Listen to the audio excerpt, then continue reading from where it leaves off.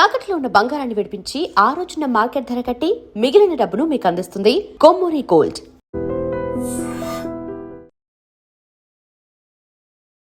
Hyderabad city పోలీసులు చేపట్టిన octopus 2 success అయింది. Hyderabad City Police in the next level Operation Octopus 2.0 has successfully dismantled a octopus 2 ఎందుకు పెట్టారు, next octopus 3 ఎందుకు start అవుతుంది అనే విషయం మనతో మాట్లాడడానికి సైబర్ క్రైమ్ డీసీపీ అరవింద్ బాబు గారు ప్రస్తుతం మనతో ఉన్నారు. ఆయన అడిగి తెలుసుకుందాం.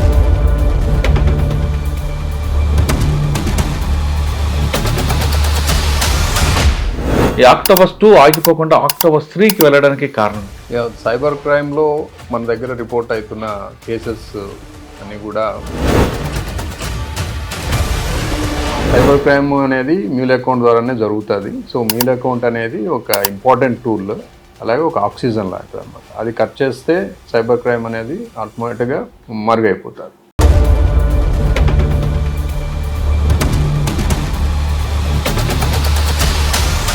వన్లో ఏమో అకౌంట్ తీసుకున్న వాళ్ళు, 2లో బ్యాంక్ మేనేజర్స్, 3లో ఎవరు ఉంటారు?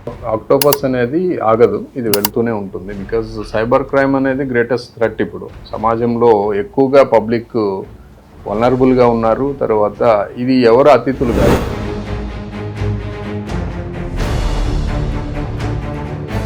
ఫ్యాక్ట్స్ బయటకు వచ్చాయి అంటే అసలు ఈ మ్యూల్ అకౌంట్స్ ఎట్లా ఓపెన్ అవుతున్నాయి, దీంట్లో ఎవరెవరు సహకరిస్తున్నారు అనేది ఒక స్టడీ చేశాం. స్టడీ చేసినప్పుడు దీంట్లో కొంత బ్యాంక్ ఎంప్లాయీస్ కూడా అక్కడక్కడ మనకి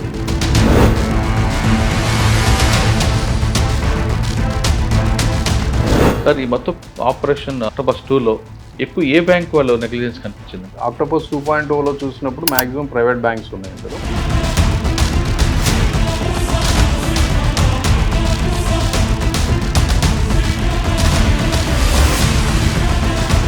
విక్టిమ్ కాకుండా ఉండాలంటే ఏం చేయాలి? విక్టిమ్ కాకుండా ఉండాలంటే ఆన్లైన్లో ప్రతిదాన్ని నమ్మొద్దు. ఫస్ట్ ఈ అడ్వర్టైజ్మెంట్ లేకపోతే సర్వీసు, తర్వాత ఏదో ఆఫర్ వస్తుంది ఇట్లాంటివన్నీ, తర్వాత మనకు వచ్చే లింక్స్ క్లిక్ చేయటం, ఇవన్నీ చేయకుండా ఉండాలి ఫస్ట్.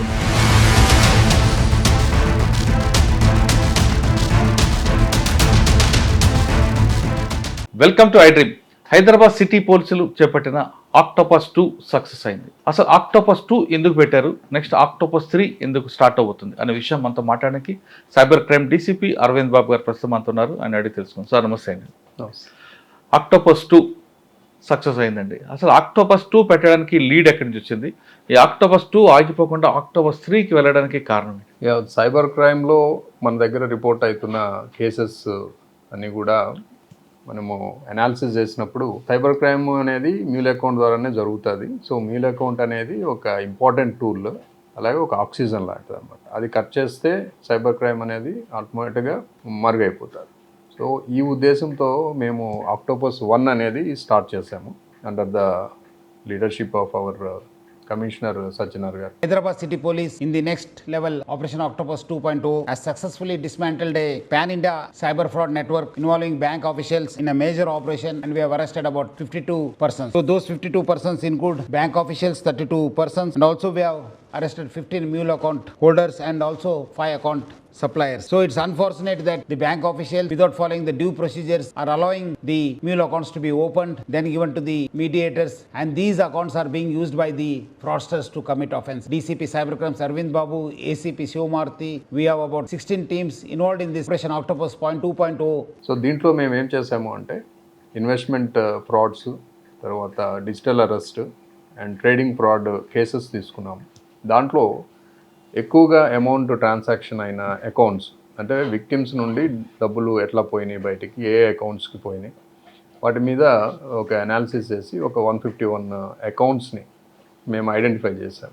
ఈ 151 కేసెస్ డిఫరెంట్ స్టేట్స్లో అవి స్ప్రెడ్ అయి ఉన్నాయి. సో వీటికి సంబంధించి మనము ఒక అనాలిసిస్ చేసుకొని వీటికి ఎవరి పేరు మీద ఉన్నది ఏంటి అనేది అంతా లిస్ట్ అవుట్ చేసుకొని అప్పుడు దాదాపు 19 స్టేట్స్ వరకు మనం పంపించాం. ఒక 32 టీమ్స్ పంపించాం. ఆ 32 టీమ్స్ వెళ్ళి ఆ మ్యూల్ అకౌంట్స్ హోల్డర్స్ని ఎవరి పేరు మీద అయితే ఉన్నాయో వాళ్ళందరినీ అప్రెండ్ చేశారు. దాదాపు 113 మందిని అప్పుడు మనం పట్టుకోవడం జరిగింది.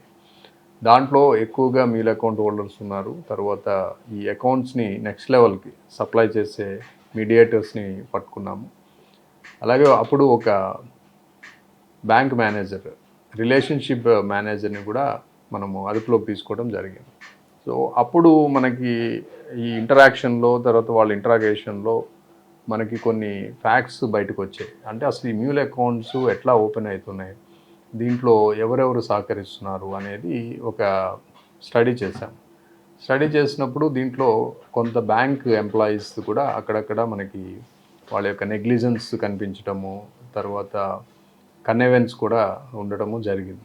సార్ మీరు ఆపరేషన్ 1లో వీళ్ళందరూ పట్టుకున్నారు కదా వేరే వేరే స్టేట్స్కి వెళ్ళి, అంటే వాళ్ళు అరెస్ట్ చేశారా, వాళ్ళ దగ్గర రికవరీ ఉందా? అరెస్ట్ చేసాము, చాలామంది రిమాండ్ అయ్యారు, కొంతమందికి రికవరీ notice ఉందండి? ఇచ్చాము. రికవరీస్ అంటే ఆల్మోస్ట్ అమౌంట్ అంతా కూడా బయటకు వెళ్ళిపోయింది. బట్ వాళ్ళ పేరు మీద అకౌంట్స్ ఓపెన్ అయ్యి ఇవి ఫ్రాడ్స్టర్స్ ఆపరేట్ చేశారు. సో ఆ యాంగిల్లో మనం వెళ్ళటం జరిగింది. ఒక దగ్గర మనము ఢిల్లీలో ఒకసారి మనం పట్టుకున్నప్పుడు అక్కడ ఒక 20 lakhs వరకు, అరౌండ్ 20 lakhs వరకు క్యాష్ దొరికింది. అంటే వాళ్ళు ఇదే ఆపరేషన్ చేస్తున్నారు, ఫ్రాడ్స్టర్ అమౌంట్స్ అంతా కూడా వాళ్ళు అటు ఇటు మార్చడం ఇవన్నీ జరిగినాయి. సో అదొకటి సీజర్ ఉంది. సార్ 1లో ఎన్ని టీమ్స్ ఫామ్ అయ్యాయండి? మీ టీమ్స్ అందరూ కూడా వెళ్ళిన తర్వాత పట్టుకున్నప్పుడు వాళ్ళందరూ నిజంగా ఇన్నోసెంట్సా లేదా వాళ్ళు కంప్యూటర్స్ ఉన్నారండి అందరూ? మాకు తెలిసే చేశారు. ఇన్నోసెంట్ ఎవరు లేరు, అందరూ కూడా వాళ్ళకి తెలుసు అది డబ్బుల కోసమే అకౌంట్స్ ఓపెన్ చేశారు. అకౌంట్స్ డీటెయిల్స్ వాటి ఆపరేషన్ అంతా కూడా వేరే వాళ్ళకి ఇవ్వటం జరిగింది. సో దీంట్లో అమాయకులు అనేవాళ్ళు లేరు. అమాయకులు అనేవాళ్ళు ఉన్నప్పుడు మనము వేరే పద్ధతిగా వాళ్ళని రికార్డులోకి తీసుకొస్తాం. మొత్తం ఎన్ని టీంలు వెళ్ళాయండి? అప్పుడు 32 టీమ్స్ వెళ్ళినాయి. సో 18 స్టేట్స్కి వెళ్ళారు. సో అది మంచి ఆపరేషన్. సో ఆ సక్సెస్ మీదే మనము ఆక్టోపస్ 2.0ని స్టార్ట్ చేయడం జరిగింది లాస్ట్ మంత్, అంటే ఏప్రిల్లో. ఓకే, 2లో ఎంతమంది టీమ్స్ ఉన్నాయి, అందులో వచ్చిన ఇన్పుట్స్ ఏంటండి? టీమ్ 2.0లో మనము 16 టీమ్స్ చేసాము. టీమ్స్ అన్నీ కూడా దాదాపు 9 స్టేట్స్కి వెళ్ళారు. సో దీంట్లో మెయిన్ ఉద్దేశం ఏంటి అంటే ఎవరెవరైతే బ్యాంక్ ఎంప్లాయీస్ ఈ మ్యూల్ అకౌంట్స్ ఓపెనింగ్కి సహకరించారో వాళ్ళని మనము అప్రెంట్ చేయటము, తర్వాత నెక్స్ట్ ఏం జరిగింది ఏంటి, వాళ్ళు ఏ విధంగా సహకరించారు అనేది మొత్తం రికార్డులోకి తీసుకురావడం కోసం మనము ఈ 16 టీమ్స్ని పంపించాము. వీళ్ళు సక్సెస్ఫుల్గా ఆపరేషన్ కంప్లీట్ చేసి 52 మెంబర్స్ని అప్రెంట్ చేశారు. దాంట్లో 32 మెంబర్స్ బ్యాంక్ రిలేటెడ్ ఎంప్లాయీస్ ఉన్నారు ఎట్ డిఫరెంట్ లెవెల్స్. అంటే దాంట్లో గ్రౌండ్ లెవెల్లో వెళ్ళి ఫిజికల్ వెరిఫికేషన్ చేసి కేవైసీ వెరిఫై చేసేవాళ్ళు, రిలేషన్షిప్ మేనేజర్స్, బ్యాంక్ మేనేజర్స్ ఇట్లా ఉన్నారు. అంటే వాళ్ళ రోల్ ఎన్నుకుంటుందండి? అంటే ఒక బ్యాంక్ ఒక టార్గెట్ ఉంటుంది, మీరు వాళ్ళ మేనేజ్మెంట్ టార్గెట్ ఇస్తుంది అకౌంట్స్ ఓపెన్ చేయాలని, వాళ్ళు ఓపెన్ చేసుకుంటారు. నో అట్లా కాదు. అంటే ఇప్పుడు ఒక కారు ఉంది, సపోజ్ ఒక ఎగ్జాంపుల్ చెప్తాను. ఒక కారు ఒక వ్యక్తి పేరు మీద ఉంది. సో దాన్ని వాళ్ళు వేరే పర్సన్స్కి వాడుకోవడానికి ఇచ్చారు. ఇచ్చినప్పుడు ఆ పర్సన్స్ దాన్ని అఫెన్స్లో వాడుతారు, ఏదో ఒక అఫెన్స్కి వాడుతారు, కిడ్నాప్, మర్డరో దేంట్లో. అప్పుడు ఆ వెహికల్ కూడా క్రైమ్ వెహికల్ అవుతుంది మనకి. సో అట్లా ఇక్కడ ఎవరైతే బ్యాంక్ అకౌంట్ను ఓపెన్ చేసి సైబర్ క్రైమ్ చేయటానికి ఉపయోగించుతారో అప్పుడు ఆ అకౌంట్ కూడా మనకి నేరంలో భాగంగానే అవుతుంది. కరెక్ట్. సో ఈ అకౌంట్ ఓపెన్ చేయడానికి సహకరించిన బ్యాంక్ ఎంప్లాయీస్ వాళ్ళు ఎవరైతే ఉంటారో వాళ్ళు కూడా నేరంలో భాగం అవుతారు. ఓకే, బ్యాంక్ అకౌంట్కి ఓపెన్ చేయాలన్నప్పుడు మేనేజర్ వెరిఫికేషన్ చేస్తారు, వీళ్ళు ఏదో చిన్న ఫైనాన్స్ ఇంకోటి పెట్టుకుంటాం కాబట్టి అకౌంట్ కావాలని అడుగుతారు. వీళ్ళు ఏం చేస్తారనేది బ్యాంక్ వాళ్ళకి తెలియదు కదా, మరి ఉన్నప్పుడు వాళ్ళని ఇలాగే ఇందులో ఇన్వాల్వ్ చేస్తారు. అంటే బ్యాంక్ వాళ్ళకి కొన్ని ఆర్బీఐ గైడ్లైన్స్ ఉంటుంది. డ్యూ డెలిజెన్స్ అంటే అది పర్ఫెక్ట్గా చేయాలి. ఓపెనింగ్ చేసేటప్పుడు scrutiny, document scrutiny, KYC scrutiny, తర్వాత ఫిజికల్ వెరిఫికేషన్ అనేది కంపల్సరీగా చేయాలి, ఎస్పెషల్లీ కరెంట్ అకౌంట్స్ ఓపెనింగ్ చేసి. ఇక్కడ ఏమవుతుందంటే బ్యాంక్ ఎంప్లాయీస్ వాళ్ళకున్న targets, monthly targets, weekly targets ఉండటం వల్ల సరిగ్గా వెరిఫై చేయకుండా ఓపెన్ చేయడం ఒకటి ఉంటుంది. తర్వాత విల్ఫుల్గా నెగ్లిజెంట్గా, అంటే కావాలనే వెళ్లకుండా ఆఫీస్లో కూర్చొని వాళ్ళు ఓపెన్ చేయటము, అంటే క్లీన్ చిట్ ఇవ్వటము జరుగుతుంది. ఇంకొకటి కొన్ని సందర్భాల్లో మనకు వచ్చిన ఇన్ఫర్మేషన్ మనం ఫైండ్ అవుట్ చేసింది ఏంటంటే డబ్బులు తీసుకొని కూడా వాళ్ళు విల్ఫుల్గా ఓపెనింగ్ చేశారు. సో ఈ 3 రకాలు పద్ధతులు జరిగాయి. కానీ ఈ 3 రకాల్లో మీరు లాస్ట్ చెప్పింది అది నేరానికి దగ్గర సంబంధం ఉంది. నెగ్లిజెన్సీ అనేది అది వేరే కనిపిస్తుంది. కానీ వాడు ఏదో వ్యాపారం చేసుకుంటాను అకౌంట్ ఓపెన్ చేసినప్పుడు వాడు ఏదో చేస్తాడని బ్యాంక్ కూడా కలల కనుక సార్. లేదు, చేయాలా? అది కంపల్సరీగా చేయాలి. అట్లీస్ట్ ప్రెమిసిస్ వెరిఫై చేయాలి. ప్రెమిసిస్లో అసలు నిజంగా వాళ్ళు డాక్యుమెంట్లో చూపించినట్టు బిజినెస్కి సంబంధించిన ఆనవాళ్ళు ఉన్నాయా లేదా, ఇవన్నీ చేయాలా. కేవలము ఒక షటర్ ఉండి దానికి ఒక బోర్డు ఉంటే సరిపోదు. దాని లోపల మెటీరియల్, బట్టలు బిజినెస్ చేస్తా అంటే మరి మెటీరియల్ ఉండాలి, బట్టలు ఉండాలి. ఐరన్ బిజినెస్ చేస్తా అంటే ఐరన్ మెటీరియల్ ఉండాలి. అట్లీస్ట్ సమ్ సూచనలు అయితే కనిపించాలి. ఒక దాంట్లో అయితే మేము ఎగ్జామిన్ చేసిన దాంట్లో ఒక జిమ్ ఓపెన్ చేస్తా అని చెప్పేసి తీసుకున్నాడు. ఇయర్లీ టర్న్ ఓవర్ 30 crores పెట్టాడు. ఒక సాధారణంగా ఒక 2-3 రూమ్స్ లేదా ఒక అపార్ట్మెంట్లో ఓపెన్ చేసే జిమ్కి 30 crore టర్న్ ఓవర్ అనేది అది పాసిబుల్ అవుతుందా? సో ఇలాంటి సందర్భాల్లో కూడా ఓపెన్ అయినాయి అకౌంట్స్. సో ఇట్లాంటివి మనం టెక్నికల్గా కూడా వెళ్ళాము. తర్వాత ప్రొసీజర్ వైలేషన్స్ ఏమున్నాయో వెళ్ళాము. తర్వాత విల్ఫుల్ నెగ్లిజెన్స్ ఏముందో చూసాము. తర్వాత డబ్బులు తీసుకున్న కేసెస్ చూసాము. సో అన్ని రకాలుగా చూసిన తర్వాతే మనము దాని మీద లీగల్ యాక్షన్ ఇనిషియేట్ చేయాలి. ఓకే, డబ్బులు ఏ రకంగా తీసుకుంటే కమిషనా ఎలాగండి? చాలా వరకు మామూలు డబ్బులు తీసుకుంటారు, 20,000 30,000 అకౌంట్కి అట్లా. సో అదొకటి. తర్వాత కొన్ని కావాలని వెళ్ళకపోవటము, నెగ్లిజెంట్గా బిహేవ్ చేయటము అనేది చేశారు. సార్, ఈ మొత్తం ఆపరేషన్ ఆక్టోపస్ 2లో ఎక్కువ ఏ బ్యాంక్ వాళ్ళు నెగ్లిజెన్స్ కనిపించింది? ఆక్టోపస్ 2.0లో చూసినప్పుడు మ్యాక్సిమం ప్రైవేట్ బ్యాంక్స్ ఉన్నాయి ఇందులో. ఈ ప్రైవేట్ బ్యాంక్స్లో ఎక్కువగా ఓపెన్ అయినట్లు ఉన్నాయి. తర్వాత వీళ్ళు కూడా కన్వెన్స్ కూడా మనకి నెగ్లిజెన్స్ కూడా ఈ బ్యాంక్స్ నుండే కనిపిస్తుంది. సార్, నేషనలైజ్ బ్యాంకులు కూడా ఉన్నాయి అందులో? నేషనలైజ్ బ్యాంక్ ఒకటి ఉంది. సో మిగతావన్నీ కూడా మనకి 2.0లో సక్సెస్ అయింది కదా, దీని తర్వాత 3కి వెళ్తారా లేదా అక్కడితో ఆపుతారా? 3 ఆల్రెడీ ప్లాన్ చేసాము, 3 కూడా చేస్తాము. బేస్డ్ ఆన్ దట్ ఇంకా ముందుకైతే వెళ్తాము.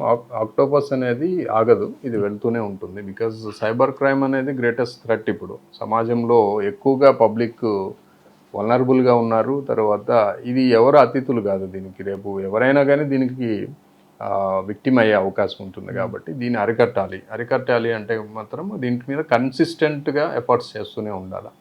సో కేవలము రియాక్టివ్ పోలీసింగ్ కాకుండా ప్రొయాక్టివ్ పోలీసింగ్ కూడా చేయాలి. కాబట్టి మేము ఇట్లా ఒక్కొక్క వర్షన్లో ఒక్కొక్క టాపిక్ తీసుకొని ఈ సైబర్ క్రైమ్ నెట్వర్క్స్ని బ్రేక్ చేయాలనే ఉద్దేశంతో చేస్తాం. ఓకే, 1లో ఏమో అకౌంట్ తీసుకున్న వాళ్ళు, 2లో బ్యాంక్ మేనేజర్స్, 3లో ఎవరు ఉంటారండి? 3లో అది సక్సెస్ అయిన తర్వాత చెప్తాము. సో ఓకే, 3 సక్సెస్ అవ్వాలని కోరుకుందామండి. కానీ హైదరాబాద్లో ట్రెండింగ్ క్రైమ్ ఏముందండి సైబర్ క్రైమ్లో? ట్రెండింగ్ యాజ్ ఆఫ్ నౌ అయితే మనకి ఎక్కువ ట్రేడింగ్ ఉంది, trading and investment. So digital arrest గతంలో ఉండేది, ఇప్పుడు బాగా తగ్గింది.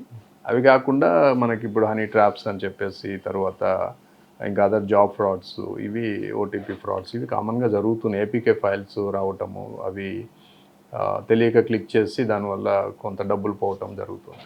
ఇన్వెస్ట్మెంట్ ఫ్రాడ్ అంటే ఒకప్పుడు యూట్యూబ్లో చూసి లింక్ చేసిన వేరే కూడా వస్తున్నాయండి అందులో. అది సేమ్ అట్లాంటివే. ఇప్పుడు క్రిప్టో కరెన్సీలో పెట్టండి, క్రిప్టోలో బాగుంది, తర్వాత స్టాక్ ఎక్స్చేంజెస్లో పెట్టండి అని చెప్పేసి ఇట్లా చెప్తున్నారు. సో ఇవన్నీ కూడా ఫ్రాడ్యులెంటే. నిజంగా వాళ్ళు ఏం బిజినెస్ చేయరు, విక్టిమ్స్ దగ్గర నుండి డబ్బులు తీసేసుకొని ఏదో ఒక మ్యూల్ అకౌంట్కి డబ్బులు ట్రాన్స్ఫర్ చేయించి మాయమైపోతారు. సో ఇవన్నీ కూడా బట్ చెప్పడం ఏంటంటే క్రిప్టో ట్రేడింగ్ చేస్తాము, లేకపోతే స్టాక్ ట్రేడింగ్ చేస్తాము, ఇట్లా డిఫరెంట్ చెప్తా ఉన్నారు. సార్, ఇప్పుడు అదొకటే కాకుండా ఏదైనా అకేషన్లు వచ్చినప్పుడు, సీజనల్గా ఏదైనా వేరే వచ్చినప్పుడు వాటిని కూడా సైబర్ క్రిమినల్స్ వాడుతున్నారన్నది మీరు అటువంటి ఎలాగ ఐడెంటిఫై చేస్తారు? యా, డెఫినెట్లీ ఎవ్రీ అకేషన్ని సైబర్ క్రిమినల్స్ వాడుతున్నారు. సో అది పండగ కావచ్చు, ఈవెంట్ కావచ్చు, లేకపోతే ఇంకేదన్నా ఒక నేషనల్ వైడ్ సమస్య దాన్ని కూడా వాడేస్తున్నారు. ఈవెన్ ఒక సమస్యను కూడా ఇప్పుడు ఎల్పిజి లాస్ట్ టైం మనకి గ్యాస్ సిలిండర్ ఇష్యూ ఉంది, తర్వాత పెట్రోల్ గురించి కొంత హల్చల్ అయింది. సో ఇలాంటి సందర్భాల్లో కూడా వాళ్ళు వాడుతున్నారు. ఎందుకు అంటే ప్రతి దగ్గర కూడా పబ్లిక్ ఏది ఉన్నా సర్వీసెస్ మీద ఆన్లైన్కి డిపెండ్ అయిపోయినారు. సర్వీసెస్ అంటే ఆన్లైన్ మీద డిపెండ్ అవుతున్నారు. కాబట్టి ప్రాసెసర్కి ఇది ఒక ఈజీగా గ్యాలం వేయడానికి అవకాశము ఉంది. కాబట్టి ప్రతి అకేషన్ని వాళ్ళు వాడు. వీటిలో మనం పబ్లిక్ మోసపోకుండా ఉండాలంటే ఏం చేయమంటారు? పబ్లిక్ మోసపోకుండా ఉండాలి అంటే మనము ఆన్లైన్ యాక్టివిటీ అయితే మానలేము, బికాజ్ అది అలవాటు పడిపోయాము, ఇప్పుడు వెనక్కి వెళ్ళలేము. అయితే పబ్లిక్ ఆన్లైన్లో ఎటువంటి పేమెంట్స్ చేసినప్పుడు, సర్వీసెస్ తీసుకుంటున్నప్పుడు, లేదా కస్టమర్ కేర్ నుండి ఏమైనా హెల్ప్ తీసుకుంటున్నప్పుడు 1-2 సార్లు ఆలోచించాలి. ఆ నంబర్ కరెక్టా కాదా వెరిఫై చేసుకున్న తర్వాతే వాళ్ళతో కాంటాక్ట్ చేయాలి. తర్వాత ఇట్లా ట్రేడింగ్ అని ఏదైనా ఆన్లైన్లో వచ్చినప్పుడు కూడా అది కరెక్టా కాదా వెరిఫై చేయాలా, అసలు అది నిజంగా ఉందా, ఫర్మ్ ఉందా లేదా తెలుసుకోవాలా. తర్వాత ఆ పర్సన్ ఎవరున్నారు ఏంటనేది పర్సనల్గా తెలుసుకోకుండా వర్చువల్గా పోతే మాత్రం ఇబ్బంది అవుతుంది. కాబట్టి మేము చెప్పేది ఏంటంటే థింక్ బిఫోర్ యూ యాక్ట్. ఒకటికి రెండు సార్లు ఆలోచించండి. ఆన్లైన్లో ఏ యాక్టివిటీ చేసినా కానీ ఒకటికి రెండు సార్లు మీరు ఆలోచిస్తే చాలా వరకు మీరు బయటపడతారు. విక్టిమ్ కాకుండా మిమ్మల్ని మీరు కాపాడుకుంటారు. సార్ ఒకవేళ విక్టిమ్ అయ్యాం అనుకుంటా రికవరీ ఉంటుంది అసలు? రికవరీ అనేది గోల్డెన్ అవర్ అనేది ఒకటి ఉంటుంది. ఇమీడియట్లీగా వాళ్ళు రిపోర్ట్ చేస్తే, అంటే ఫ్రాడ్ అయింది అని తెలుసుకున్న వెంటనే రిపోర్ట్ చేస్తే రికవరీకి ఛాన్సెస్ ఎక్కువ ఉంటాయి. అది డిలే అయ్యే కొందికి డబ్బులు సిస్టమ్ నుండి బయటకు వెళ్ళిపోతుంది కాబట్టి రికవరీ అనేది కష్టం అవుతుంది. ఒకవేళ గోల్డెన్ అవర్లో రిపోర్ట్ చేశారనుకోండి, ఒక దగ్గర మీరు అమౌంట్ ఫ్రీజ్ చేస్తారు. ఫ్రీజ్ చేశాక ఆ కేసులో ఇంకా వేరే వేరే స్టేట్లో కేసుల్లో కూడా అదే క్రిమినల్ పాల్గొంటే మరి దాన్ని ఆ అమౌంట్ ఎలా మీరు డివైడ్ చేస్తారు? అంటే మీకన్నా ముందు వేరే స్టేట్లో వాడు ఇన్వాల్వ్ అయ్యి ఉన్నాడు అనుకోండి.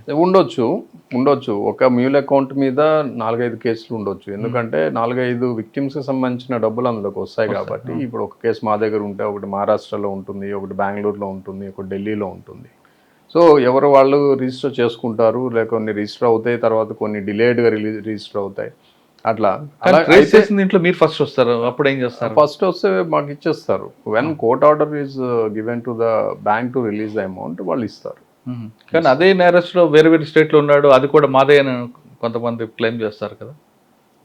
చేస్తారు కానీ కోర్టుకి మనము ప్రూఫ్స్ అన్ని చూపించి ఇది విక్టిమ్ దగ్గర నుండి ఈ డబ్బులు ఇక్కడికి వెళ్ళినాయి, ఇక్కడ బ్లాక్ అయింది అని మనము ఆ చైన్ ప్రూవ్ చేయాలి. ఆ చైన్ ప్రూవ్ చేసినప్పుడు కోర్టు కన్విన్స్ అయిన తర్వాత మనకి ఇస్తుంది. ఎవరైతే ఫస్ట్ వెళ్తారో వాళ్ళకి ఆటోమేటిక్గా డబ్బులు వెనక్కి వచ్చేస్తాయి. సెక్స్టార్షన్, హనీ ట్రాప్, వాటి మీద మీకు వచ్చిన కంప్లైంట్ చెప్పండి. సెక్స్టార్షన్, హనీ ట్రాప్స్ కామన్గా జరుగుతున్నాయి. ఇది చాలా వరకు రిపోర్ట్ కావట్లేదు. ఎందుకు అంటే ఇవి కొంతమంది బయటకు చెప్పుకోవట్లేదు, పరువు పోతుంది అనేది. సో మన అబ్జర్వేషన్ ఏంటి అంటే ఎక్కువగా మిడిల్ ఏజ్డ్ అండ్ కొంచెం పెద్దవాళ్ళు ఎక్కువగా వీటికి గురవుతున్నారనేది మాకు ఒక అంచనా ఉంది. ఎందుకు అంటే ఇప్పుడు ఫేస్బుక్, ఇన్స్టాగ్రామ్లో చాలామందిని ఫాలో అవుతున్నారు.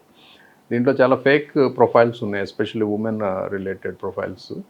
సో వీటిలో ఏమవుతుందంటే వీళ్ళు ఎమోషనల్గా కనెక్ట్ అవ్వటము, చాటింగ్, తర్వాత ఫోన్ కాల్స్ ఇవి మాట్లాడిన తర్వాత వన్ ఫైన్ డే వాళ్ళతో ట్రస్ట్ బిల్డ్ అయిన తర్వాత వీళ్ళని ఏం చేస్తున్నారంటే ఇన్వెస్ట్మెంట్ అని, ట్రేడింగ్ అని, మళ్ళీ సేమ్ ఇట్లా ఉంది, బాగుంటుంది, మేము చేస్తున్నాము, మా అంకుల్ చేస్తున్నారని చెప్పేసి మాయ మాటలు చెప్పేసి డబ్బులు వేయించుకుంటే మాయమైపోవటం జరుగుతుంది. అది హనీ ట్రాప్ అనేట్లుంటుంది.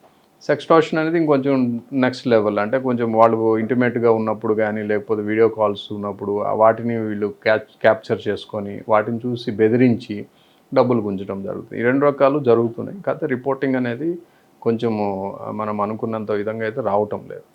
కానీ మీ దగ్గర రిపోర్టింగ్ కేసు ఒకటి చెప్పండి. మన దగ్గర రిపోర్టింగ్ అయింది. లాస్ట్ మంత్లో ఒక కేసు అయింది. సో దీంట్లో రిటైర్డ్ ఎంప్లాయీ పర్సన్. సో అతను విడోవర్ ఆల్సో, అంటే ఫ్యామిలీ కిడ్స్ బయట ఉంటారు, వైఫ్ లేరు, నో మోర్. సో అతను ఒంటరిగా ఉంటున్నాడు. సో అతనికి ఒక ప్రొఫైల్ ఫేస్బుక్లో ఒక ప్రొఫైల్తో పరిచయం అయింది, ఒక లేడీ ప్రొఫైల్తో. సో అతను ఒక 1 month వాళ్ళు చాటింగ్ చేసుకోవటము, ఫోన్ కాల్స్ మాట్లాడుకోవటము, అట్లా కొంతకాలం అయిన తర్వాత ఒక ట్రస్ట్ బిల్డ్ అయింది ఆ ప్రొఫైల్కి ఇతనికి. అయిన తర్వాత వన్ ఫైన్ డే ఆమె చెప్తుంది, మా uncle it's good trader, so నేను ఇంత ఇన్వెస్ట్ చేసి నాకు ఇంత మనీ వచ్చింది షార్ట్ పీరియడ్లో అని చెప్పేసి అతను నమ్ముతాడు. నమ్మి వాళ్ళు అడిగినంత వరకు వాళ్ళు ఇచ్చిన బ్యాంక్ అకౌంట్స్కి ఇతను అమౌంట్ ట్రాన్స్ఫర్ చేస్తాడు. సో చేసిన తర్వాత కొంత కాలం తర్వాత మీకు డబ్బులు ఎక్కువైనాయి, రెట్టింపు అయింది, అది ఇది అని చెప్పి ఇంకా ఎక్కువ డబ్బులు వేయించుకున్న తర్వాత ఒకసారి ఇతను అది ఎంత ఉంది అని చూసుకొని తర్వాత విత్డ్రా చేసుకోవాలనుకున్నప్పుడు అదంతా కూడా ఫేక్ అని తెలుస్తుంది. సో అప్పుడు రియలైజ్ అయ్యి మన దగ్గరికి వచ్చి కంప్లైంట్ చేస్తారు. సో ఇట్లాంటివి జరుగుతున్నాయి. సార్ డిజిటల్ అరెస్ట్ ఉందా లేదా? అసలు డిజిటల్ అరెస్ట్ అనేది లేదు. There is no legal term called digital arrest. ఆ ప్రొసీజరే లేదు మనకి.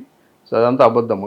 ఫ్రాడ్స్టర్స్ ఈ విక్టిమ్స్ని భయభ్రాంతులకు గురి చేయడానికి, వాళ్ళ దగ్గర నుండి మనీ ఎక్స్ట్రాక్ట్ చేయడానికి ఇటువంటి పదాలు వాడి వాళ్ళని కంట్రోల్లోకి తీసుకొని ఈ ఫ్రాడ్స్ చేస్తున్నారు. సార్ ఆక్టోపస్ 1 సక్సెస్ అయింది, 2 సక్సెస్ అయింది. మీ వాళ్ళు టీంకి వెళ్తుంటారు.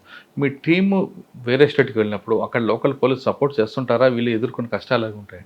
ఉంటుంది. అంటే లోకల్ సపోర్ట్, పోలీస్ సపోర్ట్ ఉంటుంది జనరల్గా. కొన్నిసార్లు ఏంటంటే అక్కడ వెళ్ళే లొకాలిటీని బట్టి కొన్ని ఇష్యూస్ ఉంటుంది. అన్ని లొకాలిటీస్ కామన్గా ఉండవు, కొన్ని ప్రాబ్లమాటిక్ ఉంటాయి. సో బస్తీలు అట్లాంటివి, కొన్ని దగ్గర కమ్యూనల్ ప్రాబ్లమ్స్ ఉన్నవి అలాంటివి ఉంటాయి. అలాంటప్పుడు కొంచెం కేర్ఫుల్గా వెళ్తాము, కొంచెం టాక్ట్ఫుల్గా ముందే కొంచెం రెక్కీ చేసుకోవటము, లేకపోతే అక్కడ గ్రౌండ్ గురించి తెలుసుకోవటము చేస్తాము. అట్లాంటిది కొంచెం ఛాలెంజెస్ ఉంటాయి ఇంటర్స్టేట్ ఆపరేషన్స్లో డెఫినెట్లీ. ఎక్కువ ఆ ఛాలెంజ్ ఏ స్టేట్లో ఎక్కువ ఉన్నాయండి? మనకి ఇవి గమనించింది అంటే వెస్ట్ బెంగాల్లో మనకి ఉంటుంది, యూపీలో ఉంటుంది, తర్వాత పంజాబ్లో కూడా కొన్ని ఏరియాస్లో మనకి ఐడెంటిఫై అయింది ఇట్లాంటి ఇష్యూస్. సో ఎక్కువగా మనకి ఇక్కడ ఇష్యూ ఉంటుంది. అక్కడ లోకల్ పోలీసు సపోర్ట్ చేస్తుంటారు, ఎందుకంటే వేరే స్టేట్ వాళ్ళు కూడా అన్ని స్టేట్లు అక్కడికే వస్తుంటారు. ఎవరికి చేయాలి ఎవరు చేయకూడదనే వాళ్ళు కూడా ఇబ్బంది. అంటే కొన్ని స్టేట్స్ బాగుంటుంది కోఆపరేషన్, కొన్ని స్టేట్స్లో ఏంటంటే మనం వెళ్ళిన వెంటనే వాళ్ళు రెస్పాండ్ గారు, కొంచెం పర్సూ చేయాలి, చేసిన తర్వాత వాళ్ళు విక్టిమ్ కాకుండా ఉండాలంటే ఏం చేయాలి? విక్టిమ్ కాకుండా ఉండాలంటే ఆన్లైన్లో ప్రతిదాన్ని నమ్మొద్దు. ఫస్ట్ ఈ అడ్వర్టైజ్మెంట్ లేకపోతే సర్వీసు, తర్వాత ఏదో ఆఫర్ వస్తుంది ఇట్లాంటివన్నీ, తర్వాత మనకు వచ్చే లింక్స్ క్లిక్ చేయటం, ఇవన్నీ చేయకుండా ఉండాలి ఫస్ట్. అంటే గ్రీడీనెస్ ఒకటి, తొందరపాటు చర్య, ఈ రెండు ప్రమాదం. ఆన్లైన్ ఫ్రాడ్స్ కానీ లేదా సైబర్ ఫ్రాడ్స్ అన్నీ కూడా వీటి వల్ల జరుగుతుంది. మనము అత్యాశకు వెళ్ళటం వల్ల లేకపోతే తొందరపాటు వల్ల. ఈ రెండు మనము కంట్రోల్ చేసుకుంటే మాత్రం ఆన్లైన్ యాక్టివిటీ చేసేటప్పుడు మనము సేఫ్గా ఉంటాం. ఆక్టోపస్ 2 ఇంపాక్ట్ ఏంటండి? ఆక్టోపస్ 2 అయిన తర్వాత మెయిన్గా మన ఫోకస్ అంతా కూడా బ్యాంక్ సంబంధించి కన్వెన్స్ మీద వెళ్ళాము, తర్వాత నెగ్లిజెన్స్ ఇవి పాయింట్. సో ఇదంతా అయిన తర్వాత మనము రీజనల్ హెడ్స్తో ఇక్కడ సిపి గారి ఆధ్వర్యంలో ఒక మీటింగ్ జరిగింది. సో దాంట్లో అన్నీ చెప్పాము, ఆ ఫైండింగ్స్ ఆఫ్ ద ఆక్టోపస్ ఏమేమి ఉన్నాయి, మీరు ఎట్లా బ్యాంక్స్ ఇంప్రూవ్ చేయాలా అకౌంట్ ఓపెనింగ్ ప్రాసెస్లో, తర్వాత విక్టిమ్ ప్రొటెక్షన్, కస్టమర్ ప్రొటెక్షన్ అనే దాని మీద ఎలాబొరేట్గా డిస్కషన్స్ జరిగాయి. తర్వాత దీన్ని బేస్ చేసుకొని అంటే దీని ఇంపాక్ట్ ఎంతవరకు వెళ్ళిందంటే ఆల్మోస్ట్ సెంటర్ వరకు వెళ్ళింది. దీంట్లో 30th ఏప్రిల్న మనకి కమిషనర్ ఆఫ్ పోలీస్ సజ్జనార్ గారికి ఆహ్వానం వచ్చింది మినిస్ట్రీ ఆఫ్ ఫైనాన్స్ నుండి, to discuss on the findings of the అనమాట. అంటే ఆ లెవెల్లో వరకు ఇది తాకింది. సో ఇప్పుడు ఏమవుతుందంటే ఆ రోజు మేము వెళ్ళినప్పుడు ఆల్ బ్యాంకర్స్ వచ్చారు, సిపి గారు వచ్చారు, తర్వాత ఆల్ బ్యాంక్ హెడ్స్ వచ్చారు, ఆర్బీఐ అండ్ సిబిఐ, తర్వాత డిఫరెంట్ బ్యాంకింగ్ సర్వీస్ వాళ్ళందరూ కూడా వచ్చారు. ఇది హై లెవెల్ మీటింగ్. దీంట్లో ఆల్మోస్ట్ మనం ఫైండింగ్స్ అన్ని కూడా సిపి గారు వాళ్ళకి ఎక్స్ప్లెయిన్ చేయడం జరిగింది. సో వాళ్ళు కూడా అనుకూలంగా స్పందించారు. ఆర్బీఐ అండ్ గవర్నమెంట్ కూడా వీటి మీద దృష్టి పెడతాము, వీటిని అంటే మ్యూల్ అకౌంట్స్ లేకుండా చేయడానికి కృషి చేయాలనే దాని మీద మీటింగ్ జరిగింది. సో ఇంపాక్ట్ అనేది సెంటర్ వరకు వెళ్ళింది. అదే కాకుండా ఇప్పుడు మేము చేసిన దాన్నే రోల్ మోడల్గా తీసుకొని అదర్ పోలీస్ యూనిట్స్ కూడా ఇప్పుడు బ్యాంకర్స్ రోల్ను కూడా ఎగ్జామిన్ చేయడం స్టార్ట్ అయింది. సార్ ఇది ఆర్గనైజ్డ్ క్రైమ్ కనిపిస్తుంది, దీన్ని ఎలా మీరు క్రాక్ చేసుకుంటూ వెళ్తారండి? అంటే ఇది ఒక్కొక్క స్టెప్ బై స్టెప్ వెళ్ళాల్సిందే. ఎందుకు అంటే ఇక్కడ డిఫరెంట్ లేయర్స్ ఉంటుంది. సో ఒక్కొక్క లేయర్ని మనము ఒక టార్గెట్ చేయాలా. సో ఇప్పుడు మనం మ్యూల్స్ని టార్గెట్ చేసాము, దాంట్లో నెక్స్ట్ లెవెల్ వెళ్ళాము, తర్వాత ఇంకా చాలా టార్గెట్స్ ఉంటాయి. సో కమ్యూనికేషను, ఇంకా డిఫరెంట్ నెట్వర్క్స్ ఉంటాయి. సో అవన్నీ కూడా మేము ఐడెంటిఫై చేసుకొని స్టెప్ బై స్టెప్ ఈ ఆక్టోపస్ కింద తీసుకొని టేకప్ చేయడం జరుగుతుంది. క్రైమ్ జరిగిన తర్వాత కింద నుండి మూలాల నుంచి పై వరకు ఎన్ని లేయర్స్ అన్ని క్రాక్ చేసుకెళ్తారా? మ్యాక్సిమం వెళ్ళాల్సిందే. ఎందుకు అంటే ఇది ఆర్గనైజ్డ్ క్రైమ్ కాబట్టి ఏ లెవెల్ వరకు దీంట్లో ఇన్వాల్వ్ అవుతున్నారో ఆ లెవెల్ వరకు మనం వెళ్ళకపోతే అది బంద్ కాదు. సో అంటే మేము వెళ్ళగలిగినంత దూరం అయితే వెళ్తున్నాము. కానీ మీరు చివరి వరకు వెళ్ళాలంటే అది వేరే దేశంతో ఉంది కాబట్టి జరిగే పని అంటారు. అవసరమైతే వెళ్తాము. We'll explore the legal provisions ఏమున్నాయి, తర్వాత ఇంటర్నేషనల్ లాస్ ప్రొవిజన్స్ ఏమున్నాయి, తర్వాత ఎంలాట్స్ ఏమున్నాయి, వీటన్నిటి ప్రకారము విల్ గో. సో అవకాశం ఉంది లీగల్గా ఎట్లా వెళ్ళగలమో అట్లా వెళ్తాం. పబ్లిక్ విక్టిమ్ కాకుండా ఉండాలంటే ఏం చేయాలి? సేమ్ అంతే, ఆన్లైన్లో యాక్టివిటీ చేసినప్పుడు లేకపోతే మనకి మెసేజెస్ వచ్చినప్పుడు తొందరపాటు చర్యతో ఏది క్లిక్ చేయొద్దు, తర్వాత ప్రతిదీ నిజమనే నమ్మొద్దు. సో ఈ తొందరపాటు చర్య వద్దు, అత్యాశ వద్దు, ఈ రెండింటికి దూరంగా ఉంటే మనం సేఫ్గా ఉంటాం. ఆఫ్లైన్లో ఎంత అలర్ట్గా ఉంటామో ఆన్లైన్లో అంతకన్నా ఎక్కువ అలర్ట్ ఉండాలంటున్నారు అరవింద్ బాబు గారు. ఒకవేళ తేడా వస్తే ఇబ్బంది పడేది మీరే అంటూ ఆయన హెచ్చరిస్తున్నారు. ఇది ఈ వారం అరవింద్ బాబు గారితో వ్యక్తులు ఇంటారు. వచ్చే వారం మరొక ఇస్తాం, మళ్ళీ కలుద్దాం. అంతవరకు నమస్తే సార్.